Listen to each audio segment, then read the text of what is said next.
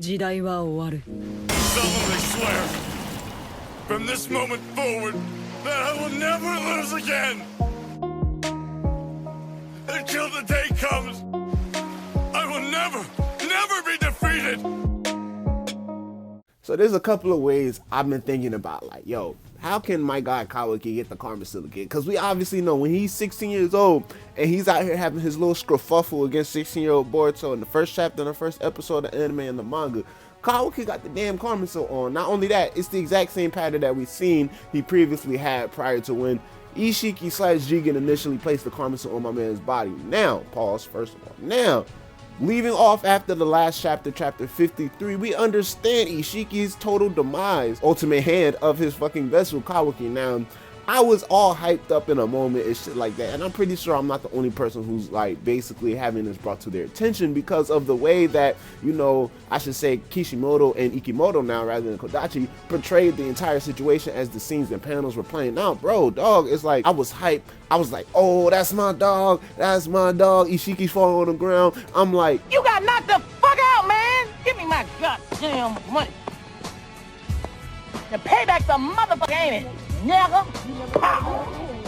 Then something hit me, bro. I'm like, well, shit, why Kawaki, like, I don't know, it was just so weird. I just had a weird feeling, and I already know the anime is going to do a better job at depicting what actually went down in the scenario, and we'll have a better understanding once the release of chapter 54 comes out.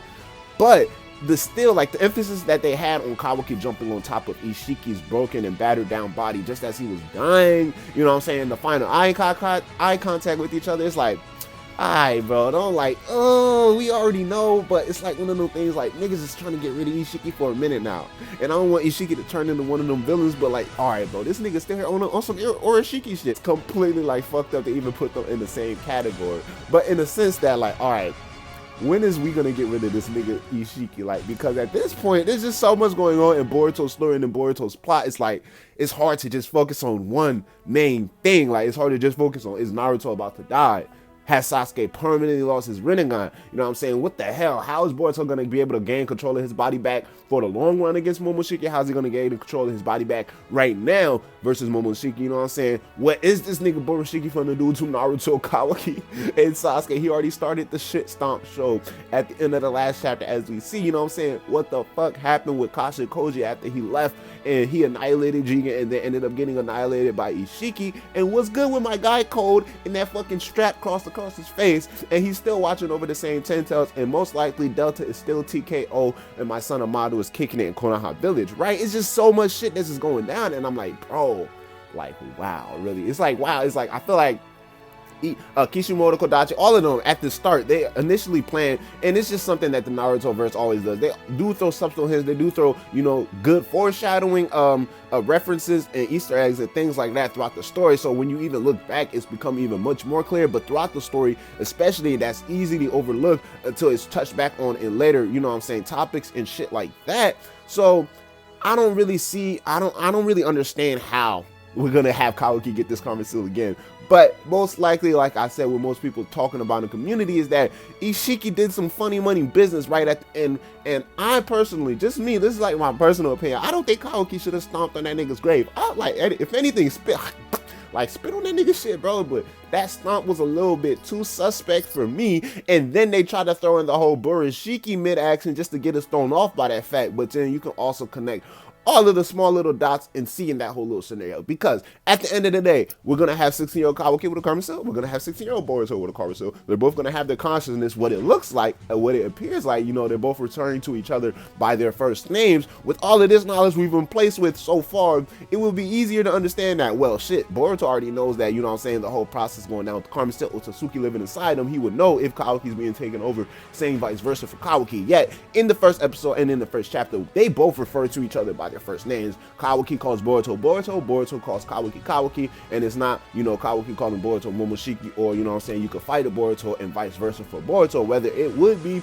Shiki somehow returned to give Kawaki the Karma Seal, another Otsutsuki came and gave Kawaki the Karma Seal, or one that I haven't been surprised to see going around the community lately, is that Momoshiki split his Karma Seal in two, and now they both have Karma Seals for the same Otsutsuki. This guy Kawaki is not let off the hook, and that's what's really crazy, because all of the psychological trauma that this character has been going through, you would think like they would give this nigga a break at least. But I guess the break only was going to last for like about 4 chapters in the time that he didn't have the Karma Seal versus when he did have it, because at the end of the day, all this shit has been going down in the exact same day. So Kawaki has been Karma Seal-less, probably I'd say for like the last 2 hours, because we understand Ishiki's body went from like 23 hours to like 15 minutes. As soon as Naruto like, all right, you know what, fuck it, it's time to put on the gloves for real. So there's still a whole lot of controversy around in that matter. Now, Black Uchiha's personal opinion, my personal opinion on the entire matter is that, yeah, I mean, like, this nigga Ishiki's done. He's gone. Like, he's gone. At least for the next couple of chapters, you know what I'm saying? Like, right now, like, yeah, he's out of there. Man's in the dust. That pack is smoking nice right now. But in the long run, like, yeah, he's definitely, like, he's here to stay, though. You know what I'm saying? And it's like, yo, this nigga just contradicted himself. But, like, bro, you got to think about it, man. Like, come on, bro. Obviously, they're going to be implementing more Otsutsuki's, more different people from the Otsutsuki clan into the story. But we all, just based off of all of the information we gotten up until this point, is like, it's all telling us this nigga Ishiki is going to be back. And he somehow either already has placed the Karma Seal on Kawaki, or he will be returned for the main purpose of placing the Karma Seal, and will succeed with this time coming around placing the Karma Seal on Kawaki. Because, bro, like I said, the episode and the chapter already gave it away.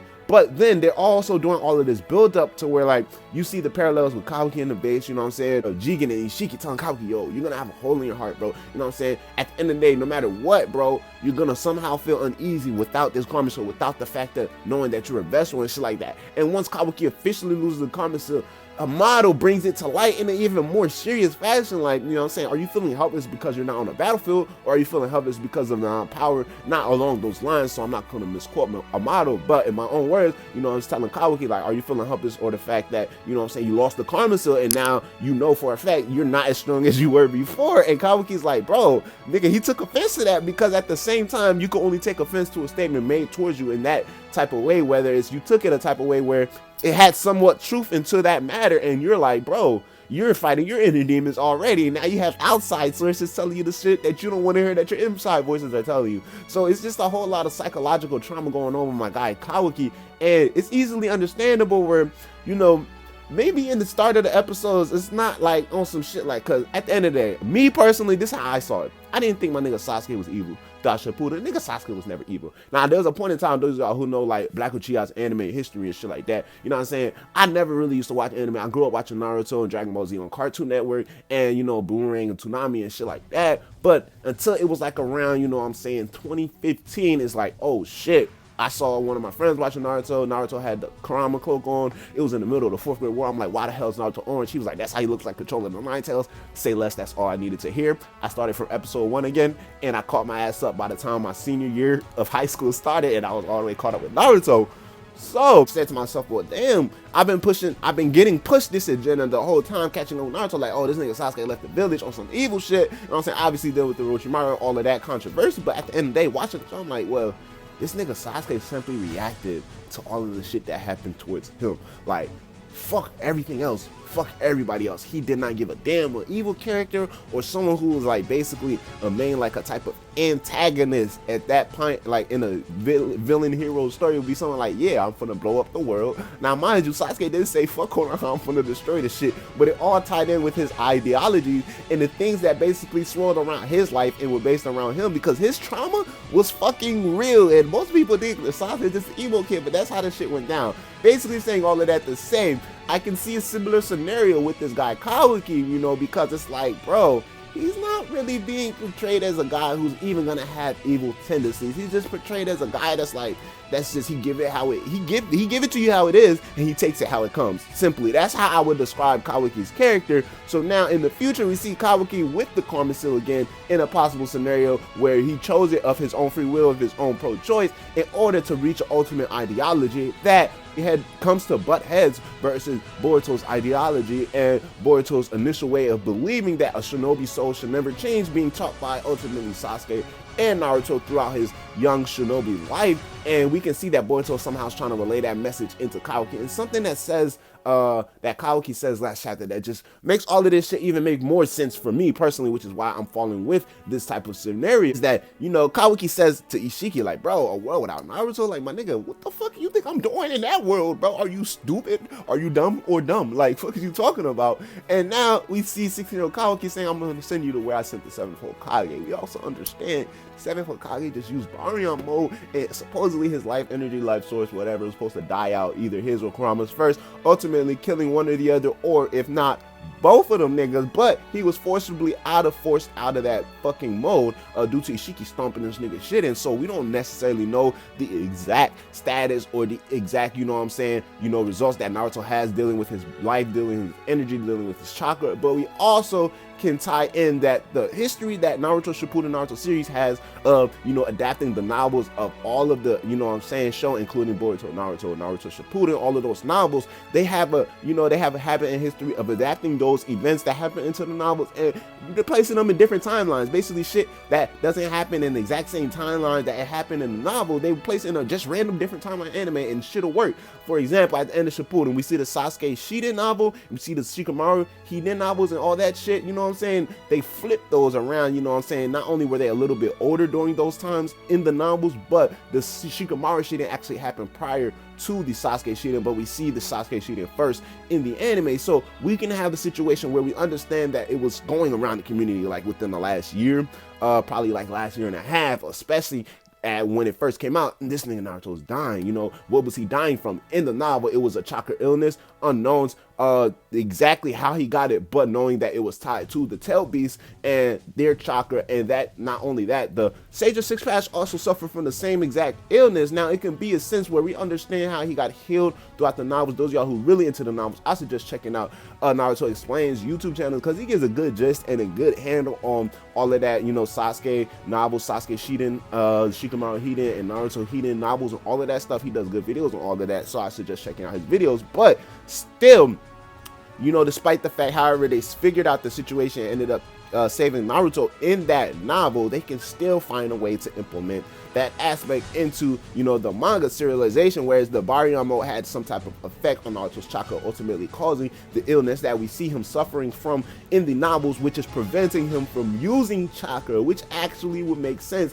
And in the novel, it's explained as preventing him from using chakra, and it's ultimately tied into the Jinchuriki, giving us the idea that you are becoming a Jinchuriki for a long enough time, you know what I'm saying? Well, in Naruto's case, obviously there's been Jinchurikis who've been Jinchurikis longer than him, but he's so like compatible with it, he's so perfect with it, he's able to access so much of their power. I guess the process in this situation would be more quick, but being a Jinchuriki for a long enough time will ultimately mean, you know what I'm saying, you're killing yourself because of the chakra imbalance there with monstrous Jinchuriki and the Shinobi's chakra body pool ultimately coming together, you know what I'm saying, not necessarily merging or joining like how Naruto and Chakra did, not how Naruto and fucking Kurama did, but you know what I'm saying, sharing that same entity, sharing that same body with two sources of chakra pools, you know what I'm saying, in one.